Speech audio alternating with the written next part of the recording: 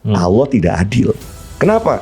Karena yang bisa berbuat baik hanya orang yang kemudian Allah berikan keberlimpahan 65% penduduk Indonesia, ya tentu penduduk muslimnya gitu ya, itu buta huruf Al-Quran.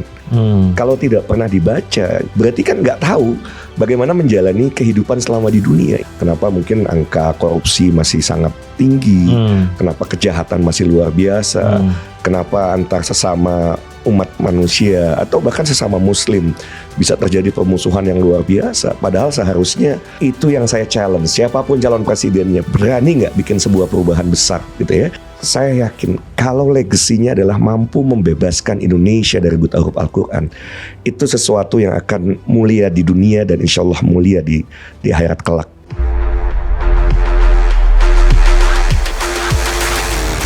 Halo sahabat OMB, Assalamualaikum.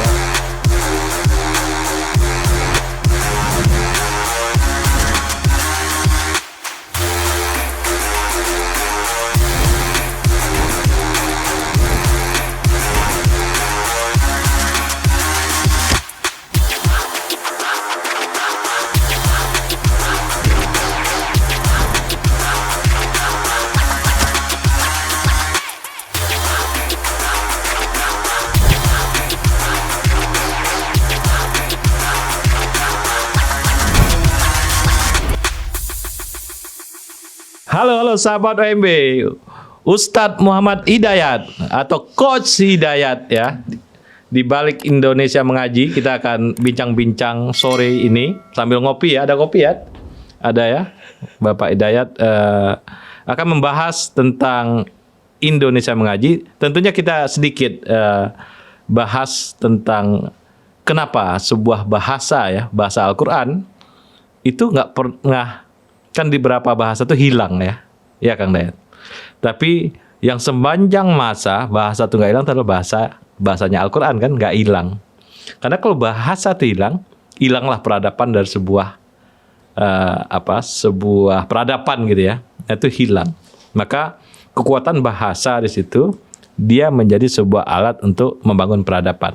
Nah hari ini Coach Muhammad Hidayat bercerita di kita di balik Indonesia Mengaji, bagaimana Muhammad Hidayat ini menggalang sebuah program namanya Indonesia Mengaji dalam mempertahankan sebuah peradaban Al-Quran, sebuah peradaban sehingga ada kelanggengan Al-Quran di situ dan tentunya bahasa Al-Quran tadi, ya kan?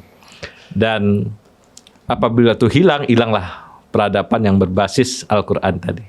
Bukan begitu, Bung Hidayat? Pertama kita bahas tentang literasi dulu. Literasi di Indonesia Mengaji ini gimana? Angka-angkanya dulu, statistik kita. Iya, baik. Terima kasih Om Meldi ya. Bismillahirrahmanirrahim. Rabbi sholli sadri wa yassir li amri wahlul 'uqdatam min lisani yafqahu qawli. Pertama tentu terima kasih sudah diundang. Dan ini kita udah nyari 3 bulan ya. HP mati, WA mati semua. Didatangin ke rumah nggak ada.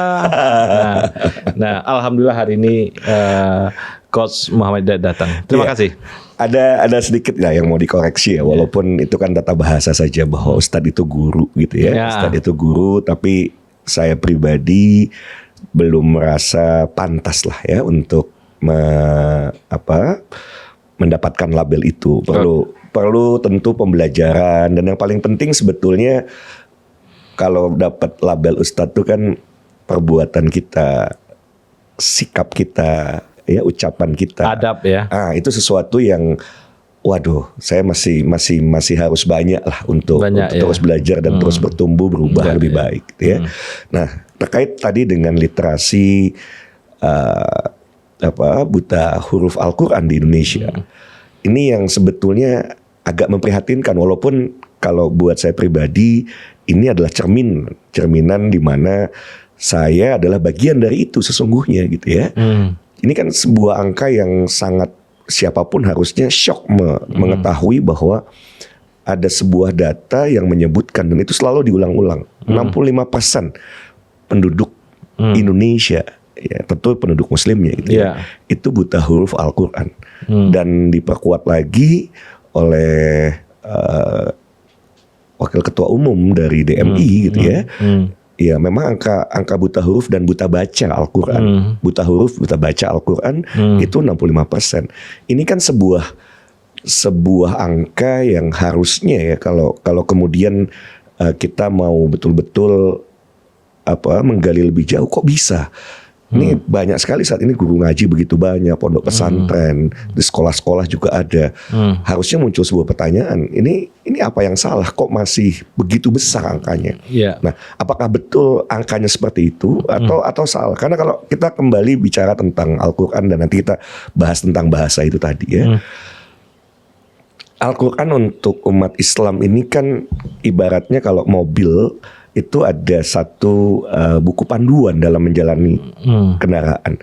Kebayang masyarakat Muslim Indonesia kalau 65%-nya buta huruf Al-Quran, berarti kan Al-Qurannya nggak pernah dibaca. Kalau tidak pernah dibaca, berarti kan nggak tahu bagaimana menjalani kehidupan selama di dunia. Ini yang kalau kemudian kita coba refleksi lah ya, kenapa mungkin angka korupsi masih sangat tinggi, kenapa kejahatan masih luar biasa, kenapa antar sesama umat manusia atau bahkan sesama Muslim bisa terjadi permusuhan yang luar biasa. Padahal seharusnya kalaulah kita semuanya kembali ke Al-Quran yang itu sudah Allah jamin gitu ya, itu sampai akhir zaman insya Allah Al-Quran akan terjaga. Jadi bahasa Al-Quran ini kalau tidak dipahami dengan baik, dan itu yang saya rasakan gitu ya, sekian tahun dari tahun 2007 lah saya menjadi public speaker, menjadi orang bilang namanya motivator, walaupun saya nggak suka dipanggil motivator ya, karena kalau motivasi itu umurnya hanya 3 hari, habis itu ya kembali ke habitat semula, kemudian ke kebiasaan awal gitu ya. Jadi kalau masyarakat Muslim tidak membaca panduan yang seharusnya itu menjadi satu pedoman dalam menjalani kehidupan, apa yang terjadi hal yang sederhana sebetulnya ya. Contoh, saya nggak kutip bahasa Arabnya deh ya. Ada satu kalimat saja bahwa bersama kesulitan ada kemudahan. Ada bahkan banyak kemudahan. Ini satu ayat ini saja bahwa bersama kesulitan ada banyak kemudahan. Ini harusnya akan membuat siapapun yang ketika menghadapi tantangan hidup itu nggak boleh terlalu sangat bersedih gitu ya. Kenapa? Karena kalaupun seseorang menghadapi sebuah masalah yang orang banyak bilang masalah gitu, saya lebih senang menyebutnya tantangan. Itu dia harus sadar bahwa Allah berikan paketnya kok. Ya, bahwa kalaulah ada satu kesulitan maka paketnya itu karena bahasanya bersama. Nah, disinilah penting memahami yang saya terus terang tadi saya bilang ya, bahwa ini cerminan saya pribadi gitu ya. Saya lulusan dari perguruan tinggi negeri, SMA negeri, SMP negeri gitu ya, dari SD, SMP, SMA sampai kuliah ya, negeri, dan memang saya rasakan betul pendidikan agamanya sangat minim ya, pendidikan agama sangat minim, dan bisa jadi begitu banyak yang tidak tuntas dalam hal yang paling sederhana, membaca Al-Quran. Seperti itu. Jadi betapa ketika kita tidak bisa memahami satu kalimat saja dengan baik dan benar gitu ya. Padahal seluruh petunjuk kehidupan sudah ada di situ. Kalau ada orang yang merasa hidupnya, waduh, karena biasa persoalan kehidupan kan nggak jauh-jauh, misalnya banyak hutang gitu ya, ada ya tekanan ekonomi. Kalau satu ayat ini dipahami dengan baik dan kita memang adalah orang manusia yang beriman, nggak perlu ada satu kekhawatiran yang berlebihan, karena ada paketnya loh, bahwa ini tuh bersama kesulitan itu ada banyak kemudahan. Berarti pasti ada solusinya dan pasti ada jalan keluar bagi siapapun yang kemudian memang mencari jalan keluar tersebut. Nah, inilah indahnya kata-kata atau kalimat yang ada di dalam Al-Quran yang kalau dipahami dengan baik, waduh, Masya Allah.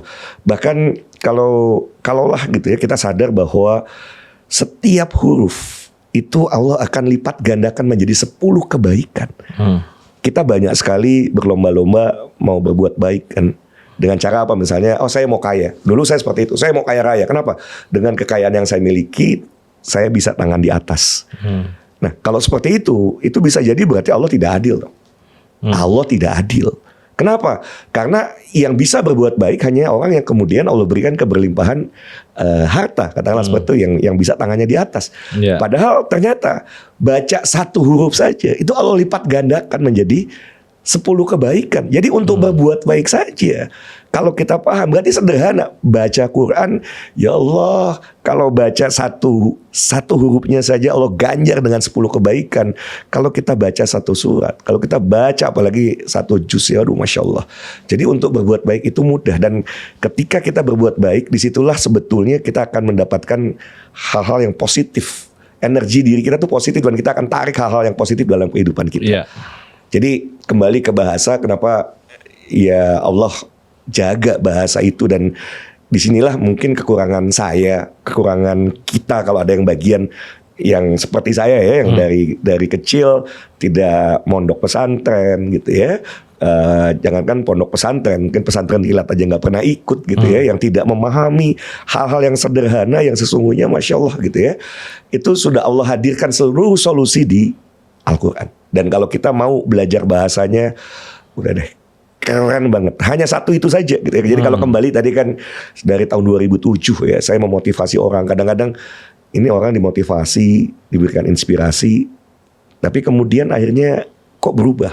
Tetap saja kembali, berubahnya tuh kembali ke posisi awal gitu ya. Ya karena yang selama ini kalau saya gunakan rujukan-rujukannya ilmu barat. Yang itu mentok gitu ya. Pasti ada sisi mentok karena ya pegangannya tidak ke sesuatu yang sebetulnya ya inilah solusi untuk umat manusia. Kembalilah ke Al-Quran.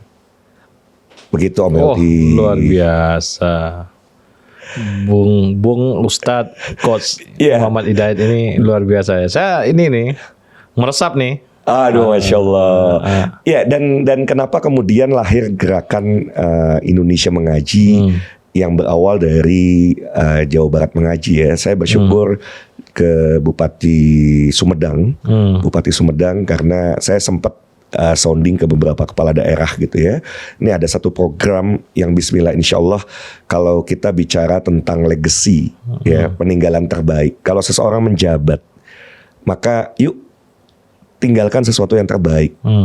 Ada satu warisan yang kalau bisa bukan hanya bicara tentang dunia gitu ya. Orang boleh lah bangun pembangunan infrastruktur dan lain sebagainya, oke gitu ya. That's good gitu ya. Tetapi ada satu hal yang kemudian juga lebih penting. Coba cek warga masyarakatnya, berapa yang buta huruf Al-Quran, yang bahkan belum bisa baca Al-Quran. Kalaulah di masa kepemimpinan siapapun di berbagai level, dari tingkat yang terkecil misalnya RT, naik lagi RW, lurah, kepala desa, ya camat, kemudian naik bupati, wali kota, gubernur, sampai presiden Republik Indonesia. Saya yakin kalau legasinya adalah mampu membebaskan Indonesia dari buta huruf Al-Quran, itu sesuatu yang akan mulia di dunia dan insya Allah mulia di akhirat kelak gitu ya. Karena kalau kita bicara mau membangun Indonesia menjadi negeri yang baldatun thayyibatun wa rabbun ghafur, lah bercermin lagi. Ini masyarakatnya 65%-nya. Nah betul atau tidak nanti saya kupas gitu ya. Karena dari satu rasa penasaran, betul nggak nih angkanya 65%? Karena kalau 65% ngeri kan. 65% masyarakat muslim nggak bisa baca Quran. Sementara kalau nanti dicek ada berapa jumlah guru ngaji gitu kan. Ya ada Kementerian Agama di situ, ada pemerintah kota, kabupaten, provinsi, bahkan ya naik yang lebih tinggi. Masalah ini nggak tuntas-tuntas gitu ya. Masalah ini nggak tuntas-tuntas. Apakah persoalannya? Dan ternyata ada jawabannya. Apa tuh jawabannya? Jadi di Sumedang, ya alhamdulillah berawal dari program Jabar Mengaji, kami menginisiasi dan membantu Bupati Sumedang untuk, ini luar biasa beliau, untuk jadi teladan yang baik. Jadi tadi saya sudah sampaikan bahwa ini ada satu program yang insya Allah ya mulia di dunia, insya Allah mulia di akhirat kelak gitu ya. Tapi jangan gunakan ini sebagai satu satu topeng hanya karena ingin terkenal, hanya ingin dipandang, pencitraan yang kemudian nggak akan kuat. Ya ini akan lelah gitu ya. Karena masyarakat Indonesia tuh butuh teladan yang baik, butuh contoh. Jadi kalau mau menjalankan program ini harus ada di garda terdepan, harus menjadi teladan. Ini persyaratan yang sempat di sounding ke beberapa kepala daerah gitu ya. Dan Bupati Sumedang lah yang nyanggupi, nggak ada persoalan. Oke kalau begitu kita buat program ini di Sumedang. Dan diawali karena waktu itu COVID ya, sempat saya munculkan pertanyaan, kenapa masjid-masjid ketika tutup ya pengajian kan tetap harus jalan. Karena cerminan saya aktivitas sebagai trainer, sebagai business coach. Itu sekalipun COVID kita bisa melakukan melalui sosial media, ya. Ada kegiatan melalui sosial media yang tetap bisa berjalan. Di Sumedang kita coba implementasikan maghrib mengaji online. Karena waktu itu sudah ada maghrib mengaji di setiap masjid, ya sudah ada pada saat maghrib, hanya karena COVID akhirnya nggak berlanjut gitu ya, nggak berjalan. Nah, Bupati Sumedang yang menurut saya ini luar biasa, dari tahun 2020 sampai sekarang masih istiqomah setiap hari Senin sampai Jumat itu ba'da maghrib menemani warga Sumedang.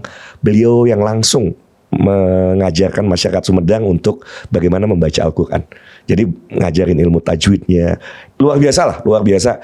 Dan dari Sumedang inilah kemudian saya juga minta izin Pak Bupati gitu ya. Saya sering manggilnya juga Kang Doni. Kang Doni mohon izin, boleh nggak saya coba capture di satu RT saja angka buta hurufnya berapa persen, angka buta huruf di satu RT, dan kita akan coba upayakan bagaimana satu RT itu terbebas dari buta huruf Al-Quran. Dan yang luar biasa adalah, jadi waktu itu yang dibuat, kita coba lakukan pertama sosialisasi terlebih dahulu, bahkan akan ada program tersebut di satu RT.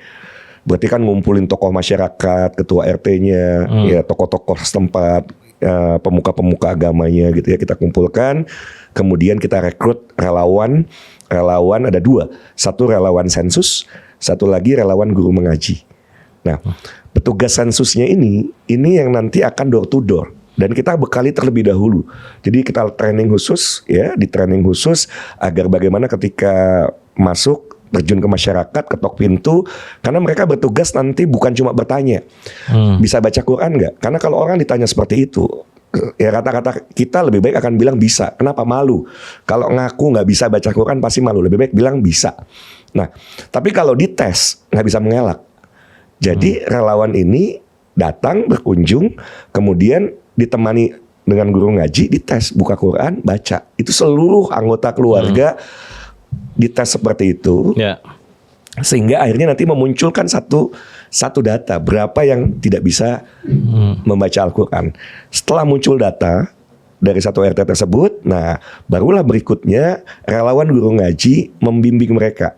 Yang mau belajar di masjid silahkan di masjid, yang mau belajarnya di rumah bersama-sama ditemenin, yang mau privat dan semuanya gratis.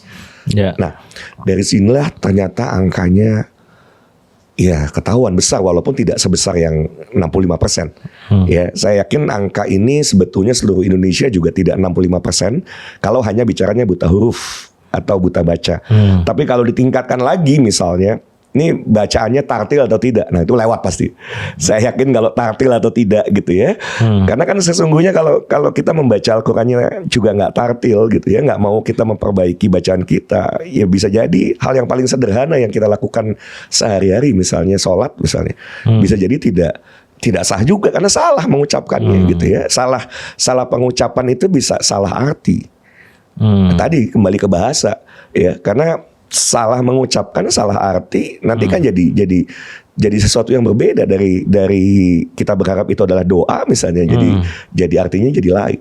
Nah, ini yang kemudian kami menemukan data bahwa untuk bisa membebaskan satu RT saja itu butuh biaya 25 juta satu RT. Saya coba hitung kalau satu desa berapa. Ternyata satu desa itu bisa 500 juta. Sementara di Sumedang ada 277 desa. Berarti kalau ini mengandalkan APBD, it's almost impossible. Ya, walaupun sesungguhnya para pemimpin di level manapun, ini kalau mau bangsanya betul-betul berubah, bertransformasi, akhlaknya baik, akhlaknya mulia, ya karena semua kembali ya salah satunya ya kembali ke Al-Quran. Pada saat itu terjadi, waduh, itu akan luar biasa gitu ya. Dan jangan bicara tentang reformasi ini segala macam gitu ya. Yang kita lihat kalau negeri kita ini masih ya kita ngurut dada lah ya. Ya wajar. Coba kalau yang diawali dari sebuah transformasi besar, karena mayoritas penduduknya Muslim.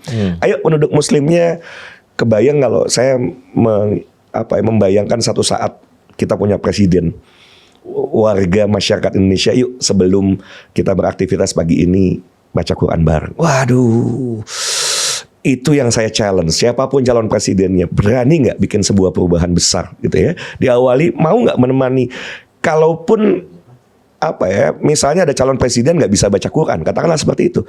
Justru yang terbaik mengakui. Karena pada saat itu disembunyikan, ini yang menjadi sumber nanti olok-olok dan sebagainya.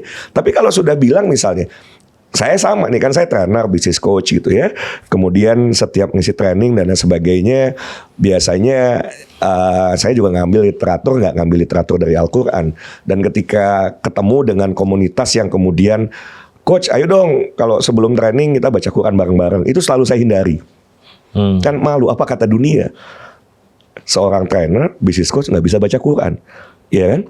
Tapi akhirnya saya berpikir mau sampai kapan saya menghindar? Lebih baik mengawali dengan ya udah ngaku gue nggak bisa baca Quran.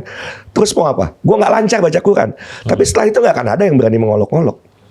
Dan dengan itu komitmennya adalah kalau saya nggak bisa, maka komitmen saya untuk kemudian mau belajar, gitu ya, mau mulai belajar dan memperbaiki diri. Nah, pemimpin Indonesia di level manapun coba melalui pengakuan, dan itu wajar kok. Gue nggak bisa baca Quran nih, tapi yuk masyarakat Indonesia, mari kita belajar bareng-bareng. Once itu terjadi, inilah yang akan membuat Indonesia ada di level yang tertinggi, insya Allah. Oke. Nah, ini Indonesia mengaji ya, ini basic nih ya, ada untuk baca gitu ya. Kapan nih Indonesia tafsir Al-Quran? Ya tentu menurut saya ada tahapan-tahapannya ya, dan apakah ini berjalan secara seri atau paralel, bisa saja dilakukan secara paralel. Tetapi PR terbesar adalah mengawali dari bagaimana membuat masyarakat Indonesia memang terbebas dulu dari buta huruf Al-Quran, dan nanti mulai menikmati kok. Jadi pada saat nanti mulai sering membaca dan lain sebagainya, ada sebuah kenikmatan yang nanti baru bisa dirasakan. Dengan membaca Quran saja itu akan muncul satu kenikmatan yang luar biasa. Nah, dari mulai terbebas dari buta huruf, kemudian nanti naik lagi bacaannya mulai tartil gitu ya. Jadi bebas buta huruf, kemudian lancar jadi fasih. Nah, kalau sudah fasih, baru nih memahami makna Al-Quran. Jadi ilmu-ilmu yang selama ini hanya dinikmati di kalangan pesantren, ilmu nahwu shorof gitu ya. Ini harusnya, kalau menurut saya, masyarakat muslim ini harus dari usia belia sampai usia yang anak-anak SMP itu harusnya keluar tuh sudah kalau buka Quran dia baca sih udah ngerti, nggak usah baca terjemahan Indonesia.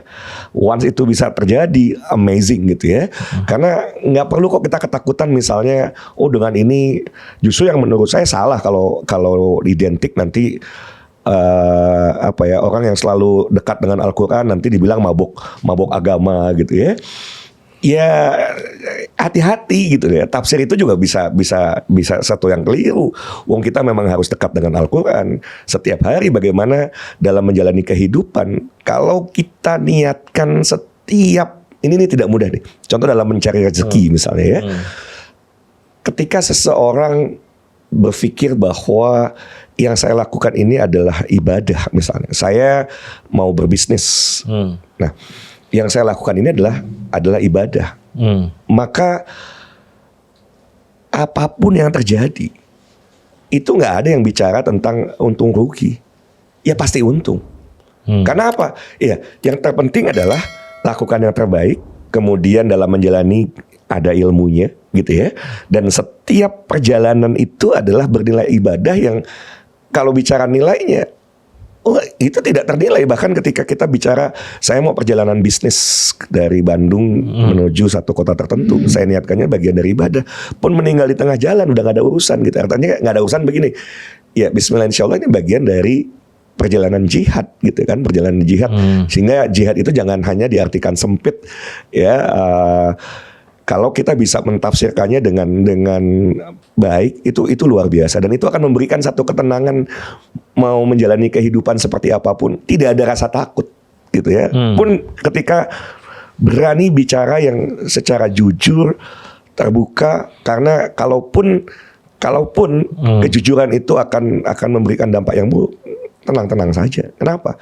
Allah yang akan membantu. Nah, kembali ke Indonesia mengaji ya. Jadi dari Jawa Barat mengaji, akhirnya kita coba implementasikan di Bandung. Berawal dari, alhamdulillah saya punya tetangga camat, saya ngobrol sama Pak Camat. Pak Camat, camat itu umurnya berapa sih gitu ya? Bapak mau nggak ninggalkan legasi terbaik? Oh dia nanya nih, apa tuh? Katanya. Ya Bapak tahu nggak angka buta huruf Al-Quran di tempat Bapak, di kecamatan yang Bapak pimpin? Waduh.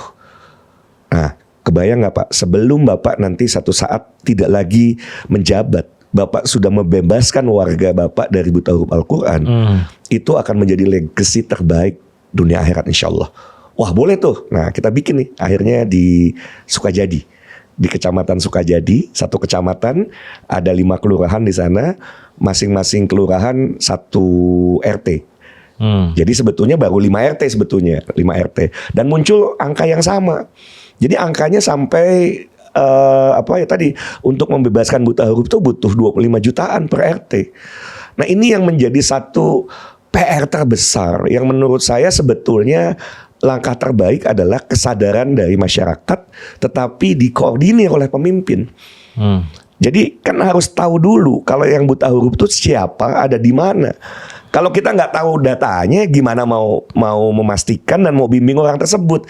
Tapi kalau kita tahu si A, si B-nya gitu kan, dan kita kasih opsi, mau nggak? Dan ini nggak usah bayar gitu ya. Nah, di saat yang bersamaan kita bisa ke masyarakat, ayo dong gitu ya. Para relawan ini sudah luar biasa. Mereka memang rela dan kita didik lillah gitu ya. Nggak ada cerita mereka minta duit dan lain sebagainya. Tetapi kalau kita sebagai pemimpin ya, kita juga harus memikirkan mereka kan juga punya keluarga. Ya, ketika meluangkan waktu begitu besar dalam aktivitas ini ya kita juga harus pikirkan. Nah, yang terbaik sesungguhnya adalah kesadaran masyarakat. Kalaulah gerakan sedekah subuh 1000 saja, itu akan menyelesaikan. Sedekah subuh 1000, it's very powerful. Kemudian ya semuanya tuh RT, RW-nya, lurahnya, camatnya itu yang kemudian menggalang masanya. Ini yang membuat Indonesia itu akan ke depan akan terbebas dari buta huruf Al-Quran. Tapi momentum 2024 menurut saya kita carilah ya pemimpin Indonesia, siapa yang berani, yuk tekan kontrak dengan Indonesia Mengaji, karena jadi dari Jabar Mengaji kita coba transformasikan menjadi Indonesia Mengaji, karena sekarang bukan hanya dari, sebetulnya ikut program ini bukan hanya dari Jawa Barat, dari berbagai kota kabupaten di Indonesia gitu ya, sehingga kenapa programnya kemudian menjadi Indonesia Mengaji. Dan kita sangat ingin satu saat gitu ya, ayo kita dukung presiden yang punya komitmen yang kuat, mau menjadi contoh, paling tidak menemani warga masyarakat. Kalaupun memang yang bersangkutan nggak bisa atau nggak lancar, nggak ada persoalan, tapi menemani seminggu sekali deh, seminggu sekali menemani warga masyarakat ngaji bareng. Wah itu dampak yang luar biasa. Oke, untuk meningkatkan covernya ya, meningkatkan lingkupnya dengan geografi Indonesia yang luas itu, ada strategi Indonesia Mengaji ini diajarkan secara digital. Bagaimana?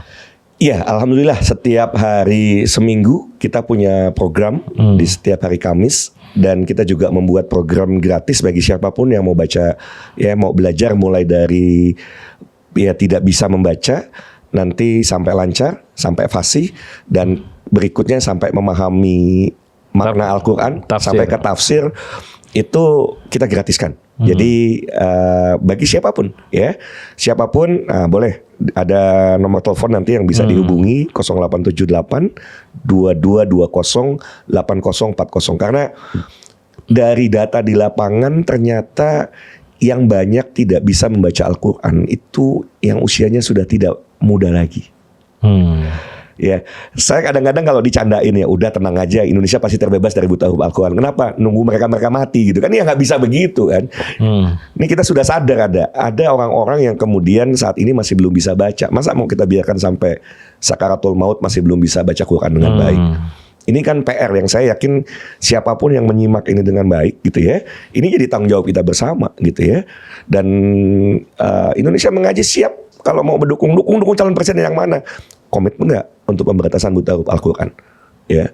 Dan salah satunya adalah menemani warga masyarakat, juga menyiapkan, mensejahterakan guru ngaji.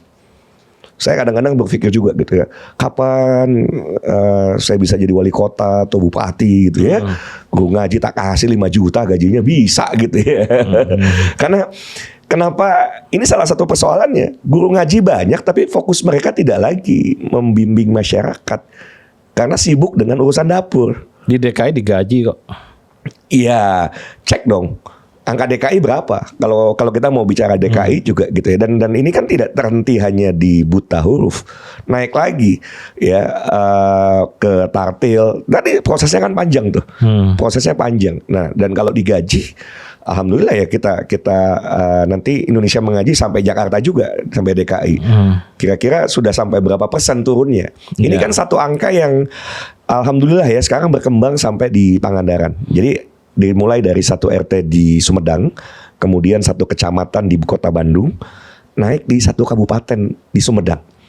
Jadi saya presentasikan ke Pak Bupatinya, Pak Bupati, legacy terbaik seorang pemimpin adalah ketika nanti sudah tidak lagi menjabat, itu sudah menyelesaikan tuntas.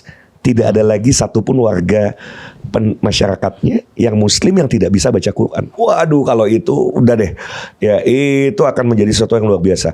Dan hari ini presentasi, besok 2 hari kemudian itu di seluruh lurah camat dikumpulkan, kemudian kepala-kepala sekolah juga dikumpulkan, dan di Sumedang saat ini ada rekrutmen, ada 9.000 relawan. Ya, kita doakan mudah-mudahan Sumedang bisa jadi role model pertama, kabupaten pertama di Indonesia yang bebas buta huruf Al-Quran. Walaupun saya udah bilang sama Bupatinya, Pak Bupati, ini nggak sederhana. Angkanya nih ya kebayang, satu RT itu 25 juta. Kalau mau mengandalkan APBD di tengah jalan itu akan sulit gitu ya. Sebetulnya yang terbaik adalah ya ajak partisipasi warga masyarakat. Ini tantangan terbesar. Dan kalau kita mau bicara merambah nanti kota kabupaten yang lain, yang tadi kita awali dengan online dan Indonesia mengaji sendiri. Saat ini ya pertama kami berterima kasih. Saya harus ucapkan terima kasih ke pemilik Wardah ya. Itu salah satu yang saya bilang dahsyat ya. Saya merinding nih. Ya, saya merinding kenapa beliau tuh kalau Bu, ini ada program ini, saya agak sulit saya untuk berkata-kata ya. Barangkali Ibu mau ikut kontribusi. Insya Allah tapi nggak besar ya. Tapi langsung transfer. Itu saya bilang, wow, ada pengusaha yang begitu luar biasa gitu ya, yang mudah saja keluar dari rekeningnya untuk membantu program ini gitu ya.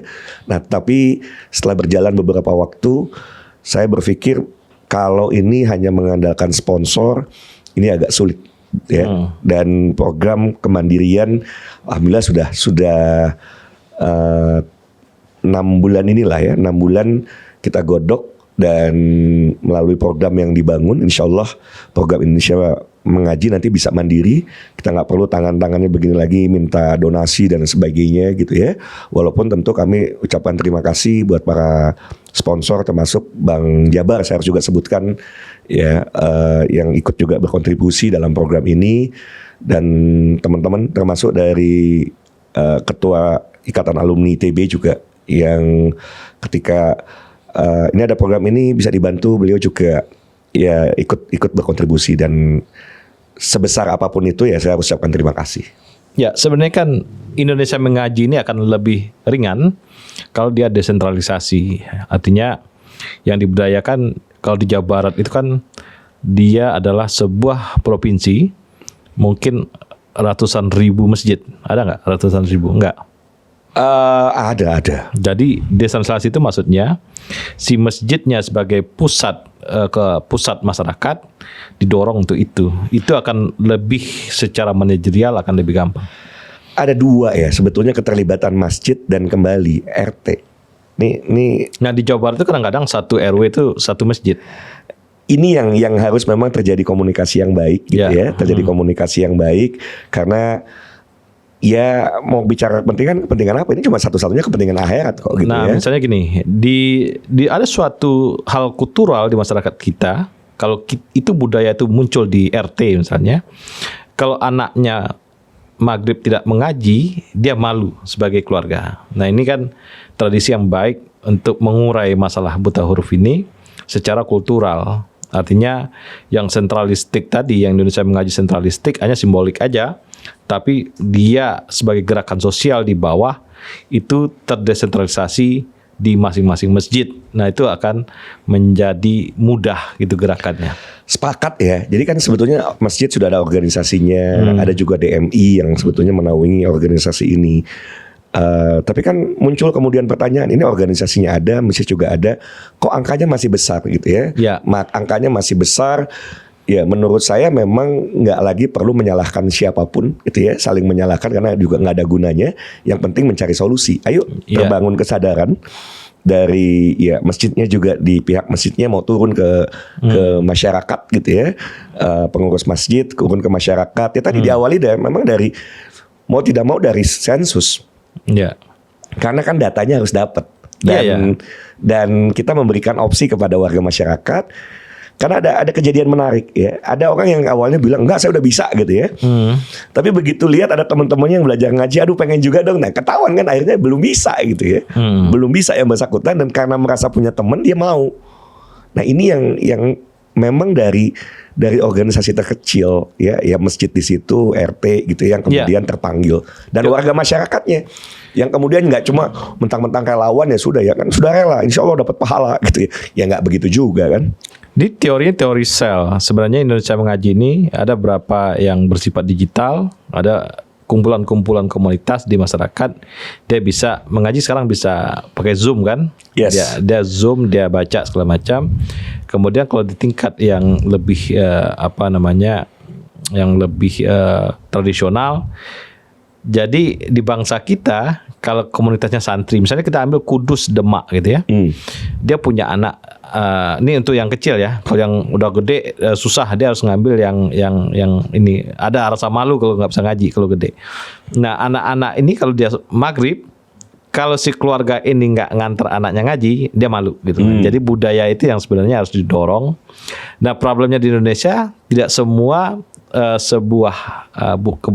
sebuah daerah gitu ya yang kesantriannya ada ya. Misalnya dulu ada lagu Kota Santri misalnya. Nah, kalau Ustadz Muhammad Hidayat nih ngitung kota santri, saya pikir buta hurufnya nggak banyak itu. Tapi lucu juga. Saya nggak sebut kotanya lah ya. Karena kan kalau sebut kota santri juga orang identik misalnya seperti itu. Nah, ketika sempat kami berbincang-bincang juga gitu ya.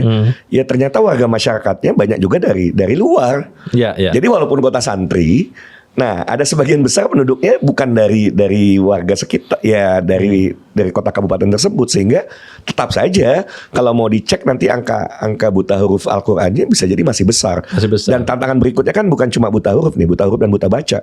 Cek lagi tadi bacaannya benar nggak gitu ya, tartil nggak. Nah, kalau sudah sampai situ, itu angkanya saya yakin lebih besar lagi dari 75%. Jadi problem kolaborasi itu akan sulit kalau kolaborasinya sama pemerintah. Kolaborasi itu akan mudah apabila kolaborasinya dengan masyarakat gitu ya.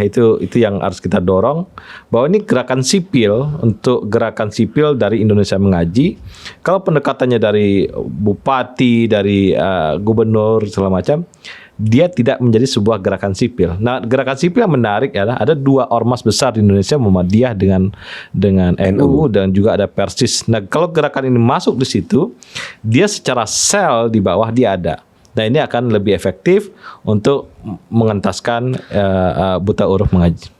Sepertinya pola seperti itu perlu dicoba ya. Karena kalau yang kemarin kita coba pendekatannya, bisa nggak nih lewat pendekatan kekuasaan. Dan itu juga nggak mudah. Nggak mudah. Pendekatan kekuasaan ujung-ujungnya terbentur nanti bicaranya anggaran. Karena kalau bicaranya, oh ini program pemerintah gitu ya. Sering muncul kan bahasa yang muncul di lapangan, ya meureun orang Sunda bilang gitu kan. Berarti ada anggarannya. Berarti kalau buat guru ngaji ada dong uangnya gitu dan lain sebagainya. Yang justru menurut saya akhirnya program ini nggak jalan memang kalau di tangan pemerintah. Ya. Makanya pendekatan kultural, ya Wali Songo melakukan sebuah pendekatan kultural untuk urusan tarbiyah, takblik gitu ya. Kalau kita lihat nih daerah Sumatera Barat atau daerah Aceh, atau saya kira Jawa Barat juga oke ya, karena ada secara sosiologis masyarakatnya religius, itu secara budaya dia membentuk bahwa habis maghrib tuh anak-anak mengaji, atau TPA deh. TPA itu dulu kalau kita ngaji, habis pulang sekolah dari SD negeri, sorenya ngaji, ya pasti ngaji. Kalau enggak keluarganya malu, ini anaknya nggak ngaji gitu ya. Nah, sebenarnya kultur itu harus dibangun agar pendekatan Indonesia mengaji ini tidak sentralistik. Dia menjadi sebuah perilaku di masyarakat. Nah inilah positifnya saya hadir di podcast ini gitu ya. Artinya ide cemerlang tadi memang sempat juga ya terpikir ini kayaknya harus pendekatan yang tadi ya. Kita coba berhubungan dengan ormas Islam besar gitu ya. Dan salah satu tantangan sebetulnya di lapangan ini kan metodologi. Dan saat ini cukup banyak hadir metodologi bahkan ada yang terbaru gimana dalam waktu 3 jam itu orang sudah bebas dari buta huruf. Ada metodologi terbaru ya 3 jam bebas buta huruf Al-Quran. Dan yang nanti agak repot gitu ya kalau kita bawa ini ternyata ini metodenya dari mana nih, dari ormas ini, yang ormas ini nggak mau pakai gitu kan, itu ada tantangan juga. Maka kalau bisa memang nanti insya Allah kita coba bertemu gitu ya, karena ini harus dituntaskan. Dari Indonesia Mengaji kami mencanangkan 2030 Indonesia harus terbebas dari buta huruf Al-Quran, buta huruf dan buta baca gitu ya. Dan ini kan masih perjalanan panjang nih. Itu baru buta huruf saja, buta huruf dan buta baca, belum yang tadi bacaannya tartil, fasih sampai paham makna, tafsir. Dan kalau sudah di situ, waduh dahsyat ya. Saya yakin satu saat gitu ya, saya yakin merinding lah kalau masyarakat Muslim punya kebiasaan positif minimal tadi. Baca aja dulu, karena ya baca itu ya tadi dengan membaca saja satu hurufnya dilipat gandakan jadi 10 kebaikan. Dan kalau secara bersama-sama itu luar biasa. Jadi Indonesia Mengaji punya peran dalam untuk membuat itu menjadi sebuah gerakan. Ya bentuknya adalah semacam campaign Indonesia Mengaji itu punya peran.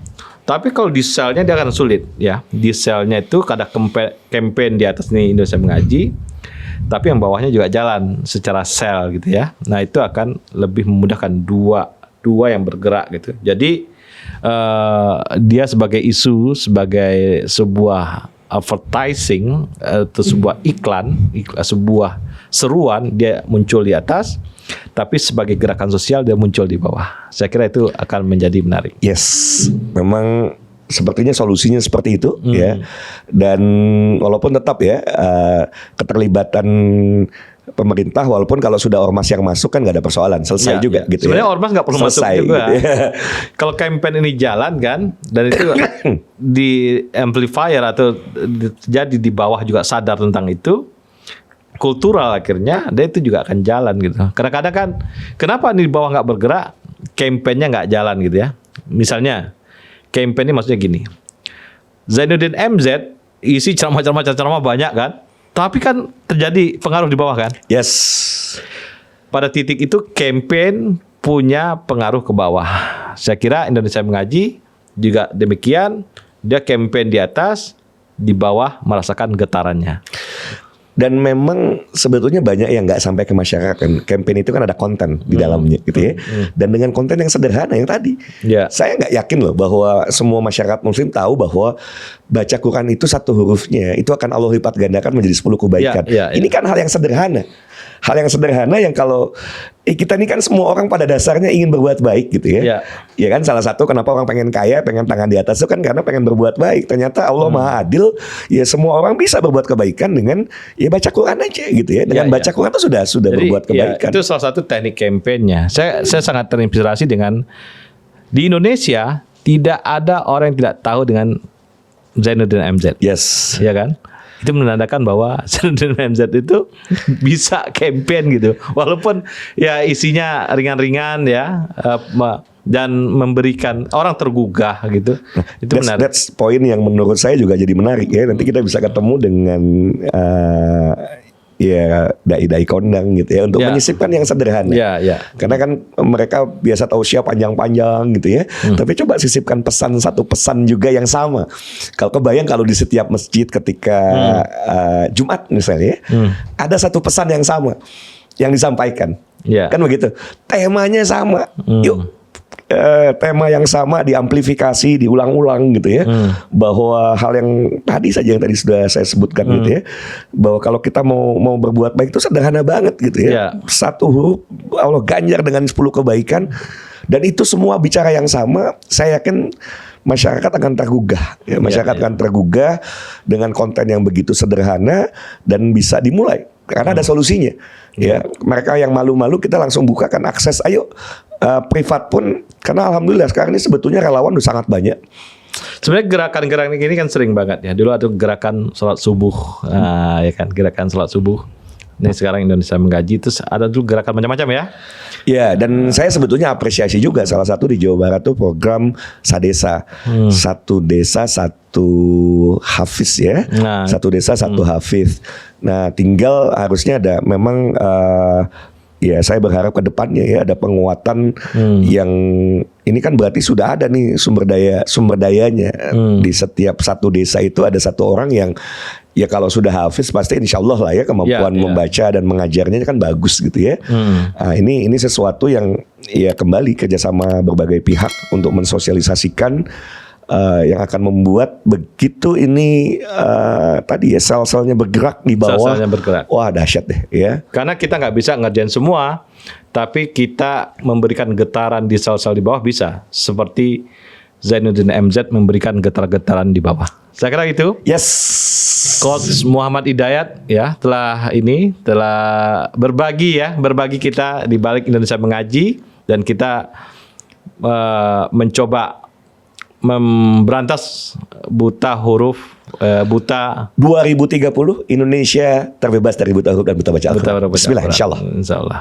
Sahabat MB, inilah Ustadz Muhammad Hidayat, Coach Muhammad Hidayat di balik Indonesia Mengaji. Terima kasih.